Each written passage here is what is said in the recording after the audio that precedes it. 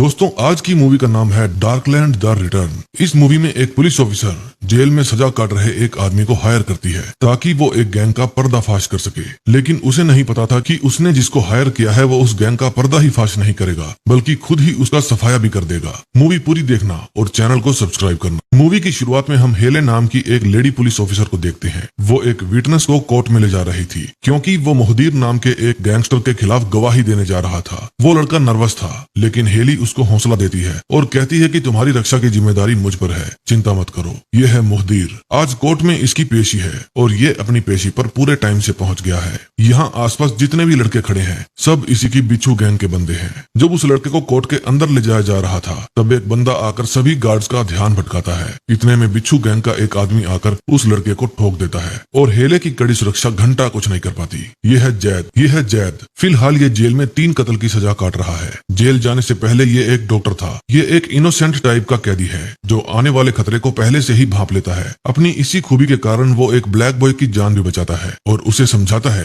कि अगर घर पर तुम्हारी माँ वेट कर रही है तो इन लड़ाई झगड़ों से दूर रहो। इसकी एक बीवी और एक बच्चा भी है। फिलहाल इसकी वाइफ ने दूसरी शादी कर ली है। ये अपने बेटे को मिलने के लिए बाहर जाना चाहता है लेकिन शायद अपनी इस लाइफ में ये जेल से बाहर नहीं जा पाएगा। तभी एक पुलिस वाला आकर इसे कहता है कि तुमसे कोई मिलने आया है। जैद से मिलने के लिए हेले आई थी। वो उसे मुदीर की फोटो दिखाती है और बताती है कि ये गैंगस्टर युवा पीढ़ी को खराब कर रहा है। जेल में भी इसके खास लोग हैं। मैं चाहती हूँ कि तुम उनके साथ अच्छे संबंध बनाओ। लेकिन जैद कहता है सॉरी, ना तो मैं आपको जानता हूँ और ना ही मेरा इनसे कोई लेना देना है। हेले कहती है कि मैं तुम्हारे बारे में जानती हूँ, तुम डॉक्टर हो और जेल जाने से पहले तुमने अपना जीवन अच्छे से व्यतीत करने के लिए बहुत कुछ सेटअप किया था। अब अगर वो सब कुछ वापस पाना चाहते हो तो तुम्हें ये काम करना होगा। मैंने हजारों में से सिर्फ तुम्हें ही चुना है, इसका मतलब कुछ तो खास बात होगी तुम में। लेकिन जैद बिना कोई जवाब दिए वहाँ से चला जाता है। फिर रात को एक गार्ड उसको लेने आता है और उसे गिरोह विभाग में ले जाता है। गार्ड कहता है कि आज से तुम यही रहोगे। तभी वहाँ पर कुछ बुरे लड़के आते हैं। वो आकर जैद को परेशान करने लगते हैं और उसकी जैकेट भी ले लेते हैं। अगले दिन जैद अपनी वाइफ के पास कॉल करता है और उसे कहता है कि मैं अपने बेटे से बात करना चाहता हूँ, लेकिन वो जैद से बात नहीं करता, इसलिए वो थोड़ा इमोशनल भी हो जाता है। शाम को हेले फिर से जैद को मिलने आती है। वो जैद को उसके रिहाई के कागजात दिखाती है और कहती है कि मुझे भी मालूम है तुम जेल से बाहर जाना चाहते हो। जैद उसका काम करने के लिए मान जाता है। वो बताती है कि जेल में आदिल नाम का एक गैंगस्टर है जो यहाँ गैंग का डिपार्टमेंट संभालता है। तुम उससे अच्छे संबंध बनाओ, वो तुम्हें अपने आप मुदीर तक पहुँचा देगा। अब आदिल का ध्यान अपनी तरफ खींचने के लिए जैद उन तीनों लड़कों को पीट देता है जो उसकी जैकेट ले गए थे और अपनी जैकेट उनसे वापस ले लेता है। ऐसा करके वो आदिल की नजरों में आ जाता है। अगले दिन आदिल उसे अपने पास बुलाता है और कहता है कि तुमने मेरे आदमियों को पीटा। फिर वो उसे एक सिगरेट पिलाकर कहता है तुम्हारे पास इसका धुआं खत्म होने तक का ही समय है, मुझे ये बताओ कि तुम्हें क्यों जिंदा रखा जाना चाहिए। जैद कहता है कि तुम सिर्फ जेल के इसी हिस्से में घूम सकते हो जबकि मैं जेल के किसी भी हिस्से में जा सकता हूँ। यहाँ के सभी गार्ड से मेरे अच्छे संबंध हैं, मैं तुम्हारा कोई भी सामान इधर उधर ले जा सकता हूँ। फिर आदिल उसे कहता है कि विभाग F में सेल नंबर 157 में जाओ और उस लड़के को पीट कर आओ जिसको तुमने परसों बचाया था। उसका चेहरा पहचान में नहीं आना चाहिए। फिर रात को जैद उस लड़के के सेल में जाकर उसे खूब पीटता है। वो ऐसा करना नहीं चाहता था लेकिन यहाँ से बाहर निकलने के लिए उसे ऐसा करना पड़ा। कुछ दिन बाद हेले उसको जेल से बाहर निकलवाती है। बाहर निकलकर जैद अपने अपार्टमेंट में जाता है। बिल्डिंग के बाहर उसकी मुलाकात डीडी से होती है। वो भी इसी अपार्टमेंट में रहा करता था। फिर घर जाकर अपना हुलिया सुधार कर जैद अपनी वाइफ से मिलने जाता है। वो उससे अपने बेटे के बारे में पूछता है लेकिन वो कहती है कि अगर तुम उससे मिलना चाहते हो तो उसे दूर से ही देखना होगा। फिर जब रात को जैद सो रहा था तब उसके पास जिमी की कॉल आती है। वो उसे बिल्डिंग के नीचे मिलने को बुलाता है। फिर वहाँ एक कार आकर रुकती है और जैद उसमें बैठ जाता है। जिमी कहता है कि आदिल ने बताया है तुम्हारे बारे में। फिर वो उसे गन पॉइंट पर लेकर पूछता है कि एक डॉक्टर को हमारी गैंग में शामिल होने की क्या जरूरत पड़ गई। मैं तुम्हारी जांच करूंगा और अगर मुझे कुछ भी ऐसा लगा जिससे मुझे तुम पर विश्वास नहीं करना चाहिए तो तुम नहीं बचोगे। फिर जिमी उसे कार से बाहर भगा देता है। अगले दिन हेले उसे एक संग्रहालय में मिलती है। वो उसे कुछ जीपीएस और माइक देती है और कहती है कि जितना हो सके उतनी जानकारी इकट्ठा करो। रात को जब जैद अपने घर था तब उसे मुदीर के कुछ आदमी लेने आते हैं। वे उसे चेहरे पर एक नकाब पहनाकर एक अनजान सी जगह पर ले जाते हैं। फिर जिमी उसकी अच्छे से तलाशी लेता है। उसके बाद वो उसे अंदर ले जाता है। वहाँ बहुत सारे आदमी खड़े थे और एक आदमी लेटा हुआ था। उसके पाँव में गोली लगी थी और वो मुदीर का भाई था। जिमी उसे पाँव में से गोली निकालने को कहता है। जैद कहता है कि मैंने ये काम बहुत समय से नहीं किया है, इसलिए मैं चाहता हूँ कि सब लोग यहाँ से बाहर चले जाएं ताकि मैं अपना काम आराम से कर पाऊँ। फिर फिर जिमी उसे गन दिखाता है, लेकिन मुदीर उसे रोक देता है। मुदीर सब लोगों को बाहर जाने को कहता है और कहता है कि तुम्हारी जरूरत का हर सामान यहाँ पर पड़ा है, अब तुम मेरे भाई की जान बचाओ। जैद उसके पाँव में से गोली निकाल देता है और जख्म को सील देता है। फिर वहाँ से निकलकर मुदीर अपने आदमियों को कहता है, मेरी ईगल गैंग के साथ मीटिंग फिक्स करो, मैं चाहता हूँ कि ऐसा कभी भी दोबारा ना हो। और वो जैद को उसके काम के पैसे देते हैं। मुदीर जैद को अपने भाई की जान बचाने के लिए शुक्रिया कहता है और पूछता है कि दोबारा हॉस्पिटल ज्वाइन क्यों नहीं करते। जैद कहता है कि 3 कत्ल के बाद वे मुझे ज्वाइन नहीं करने देंगे। फिर मुदीर पूछता है, क्या तुम्हारे ऊपर किसी तरह का कोई कर्जा या कोई परेशानी है तो मुझे बताओ, शायद मैं तुम्हारी मदद कर पाऊँ। जैद कहता है कि मेरे ऊपर कोई कर्जा नहीं है, बस कोई काम हो तो मुझे बताना। फिर जैद एक फुटबॉल लेकर अपने बेटे से मिलने जाता है। उसकी वाइफ उसे उसके बेटे से मिलने देती है। उसके नए हस्बैंड का स्वभाव भी बहुत अच्छा था। फिर जब शाम को जैद अपनी बिल्डिंग के लड़कों का मैच देख रहा था, तब डीडी उसे खेलने के लिए बुलाता है और इस मैच के बहाने उसकी सबसे दोस्ती हो जाती है। रात को वो माइक्रोफोन को अपनी जैकेट और शूज के अंदर सील देता है ताकि तलाशी लेने पर भी किसी को कुछ भी ना मिले। फिर अगले दिन वो मुदीर के साथ एक मॉल के रेस्टोरेंट में जाता है। वहाँ ईगल गैंग के बंदे भी आ गए थे। मुदीर उससे पूछता है, तुम यहाँ पैसे कमाने आए हो या हमसे लड़ने? बिल्लू कालिया कहता है कि ऑफ कोर्स पैसे कमाने। मुदीर कहता है, तो आपसी दुश्मनी भूल जाओ और अपना अपना काम करो। वापिस जाते समय उसका भाई कहता है कि तुमने उसे जाने क्यों दिया, क्या तुम उससे डर गए? फिर मुदीर उसे कहता है कि मैं नहीं चाहता कि आपसी झगड़े के कारण कोई तीसरा बीच में आ जाए। फिर जब वे नुक्कड़ वाले बार में गप्पे शप्पे लड़ा रहे थे, तब वहाँ डीडी आता है। जैद उठकर डीडी के पास चला जाता है। मुदीर कहता है कि मैं जानता हूँ तुम दोनों पड़ोसी हो, डीडी भी मेरे छोटे भाई जैसा है और मेरे ही लिए काम करता है। दरअसल डीडी वहाँ पर माल लेने आया था जो कि वो नए जवान हुए लड़कों को दे दिया करता था। फिर जैद चुपके से जाता है और मुदीर की कार के नीचे जीपीएस लगा देता है। कुछ देर बाद जिमी बाहर आता है। वो जैद को कहता है कि मुदीर तुम्हें पसंद करता है, मुझे नहीं पता क्यों। अगर तुमने उसका विश्वास तोड़ा तो मैं तुम्हें देख लूंगा। फिर वो उसे अपनी गैंग के एक आदमी के साथ माल लेने भेजता है और कहता है कि दोनों अलग अलग रास्ते से आना। उनका एक आदमी तो माल लेकर चला जाता है, लेकिन जैद उस ट्रक में भी जीपीएस लगा देता है। फिर जब वो माल लेकर बाहर आता है, तब उसे ईगल गैंग के बंदे घेर लेते हैं और उसे पीटकर उसका माल लेकर वहां से जाने लगते हैं। जैद उनमें से एक कार के नीचे जीपीएस लगा देता है। फिर लोकेशन पता चलते ही वो अकेला ही वहां पहुंच जाता है।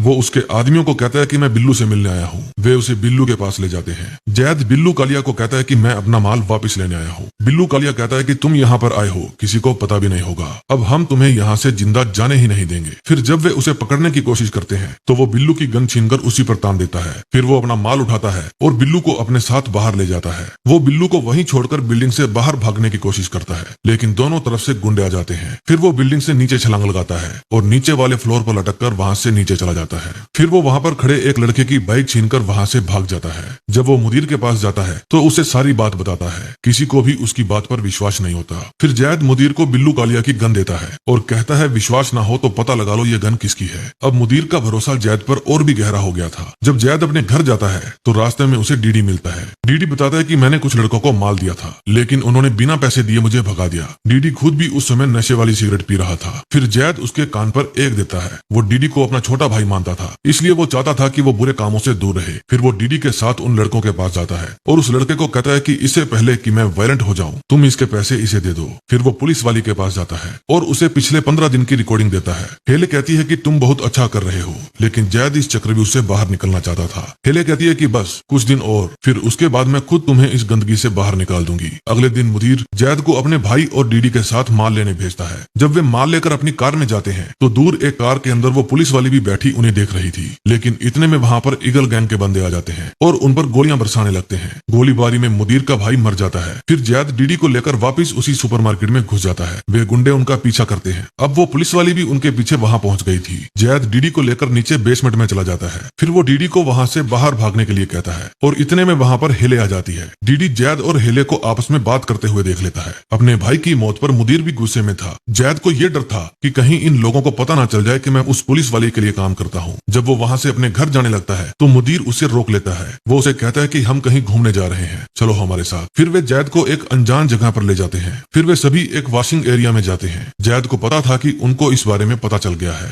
वो बहुत ज्यादा घबराया हुआ था। तभी वे अपने साथ आए हुए उस लड़के को पीटने लगते हैं। वे एकदम उबलता हुआ पानी उसके मुंह में डालने ही वाले थे कि वो बोल पड़ता है कि मेरी माँ उनके कब्जे में थी। मैंने उन्हें सिर्फ डिलीवरी के बारे में बताया था, मुझे नहीं पता था कि वे आपके भाई को मार देंगे। फिर मुदीर उसे मरवा देता है। फिर जैद एक लाइब्रेरी में पुलिस वाली से मिलता है और कहता है कि मैं ऑलमोस्ट पकड़ा ही जाने वाला था, आज के बाद मैं तुम्हारा कोई काम नहीं करूंगा। हेले कहती है कि तुमसे काम करवाने के मेरे पास और भी कई तरीके हैं, बेहतर होगा चुपचाप जो काम कर रहे हो करते रहो। उस दिन मुदीर डीडी को धमकाता है और उससे पूछता है कि वहाँ और क्या हुआ था। वो बता देता है कि जैद के लिए वहाँ कोई लड़की भी आई थी, उसके पास गन थी। फिर वो मोबाइल में हेले की तस्वीर दिखाता है। डीडी कहता है हाँ ये वही है। उस समय जैद अपने बेटे के साथ घूम रहा था, तभी मुदीर के आदमी उसके ऊपर हमला करते हैं। फिर जैद उनसे जान बचाकर अपनी एक्स वाइफ के पास पहुंचता है ताकि अपने बेटे को वापस उसे दे सके। उसकी वाइफ आज की इस घटना के कारण जैद को थप्पड़ मारती है और कहती है कि आज के बाद तुम यहाँ कभी नहीं आओगे। फिर जैद अपने घर चला जाता है और देखता है कि उसकी गैर मौजूदगी में किसी ने उसके घर की तलाशी ली है। उनके हाथ में वो किट भी लग गई है